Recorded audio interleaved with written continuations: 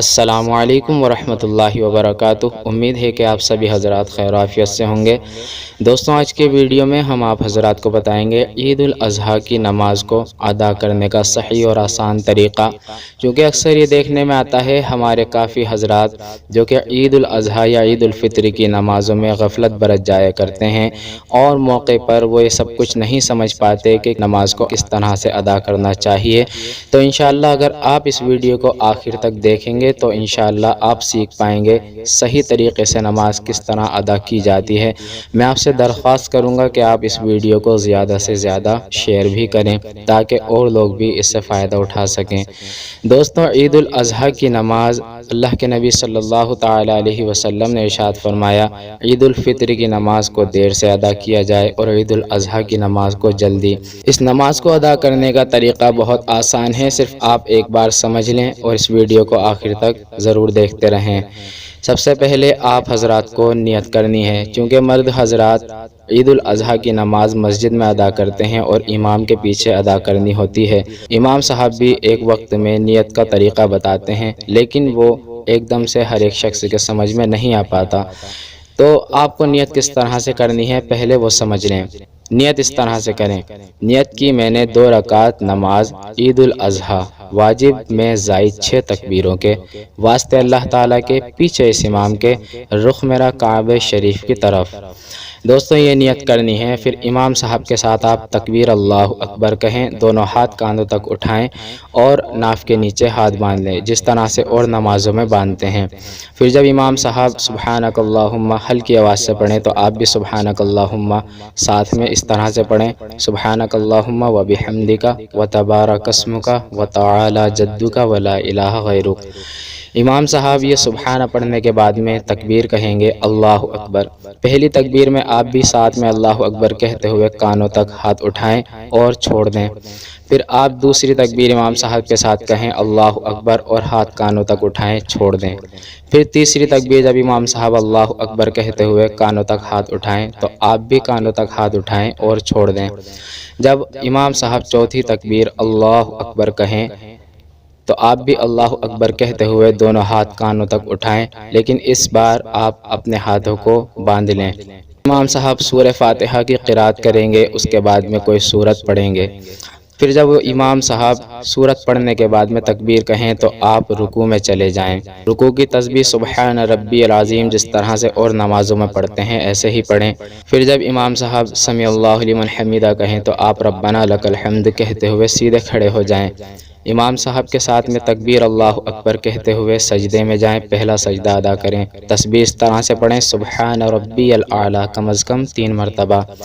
پھر تکبیر اللہ اکبر کہتے ہوئے بیٹھ جائیں، پھر دوسری تکبیر اللہ اکبر کہتے ہوئے دوسرا سجدہ ادا کریں، اسی طرح سے سبحان ربی الاعلیٰ اس میں بھی پڑھیں۔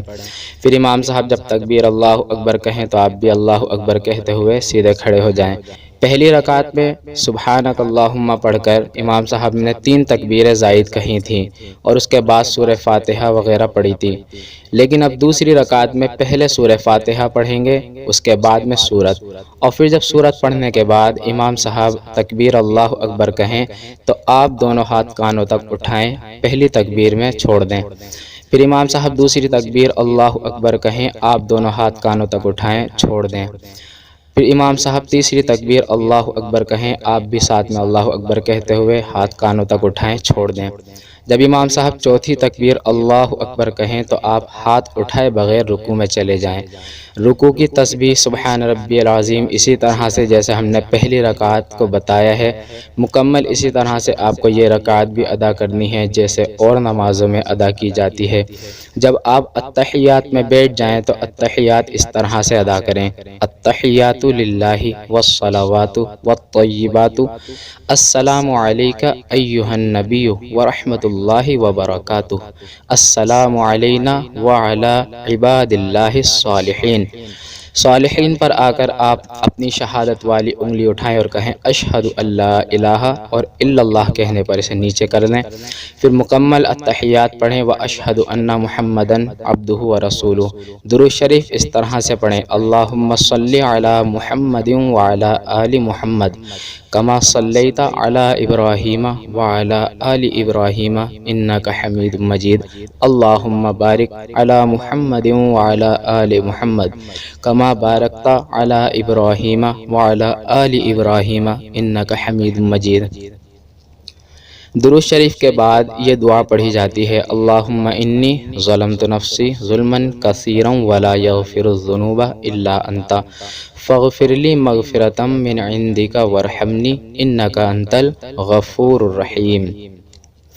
دوستو یہ جس طرح سے اور نمازوں میں درود شریف اور دعائیں پڑھی جاتی ہیں ایسے ہی عید الاضحیٰ کی نماز میں بھی پڑھی جائے گی۔ اگر آپ کو یہ دعا یاد نہ ہو تو آپ ربنا آتنا فی الدنیا حسنۃ وفی الآخرۃ حسنۃ وقنا عذاب النار پڑھ لیں۔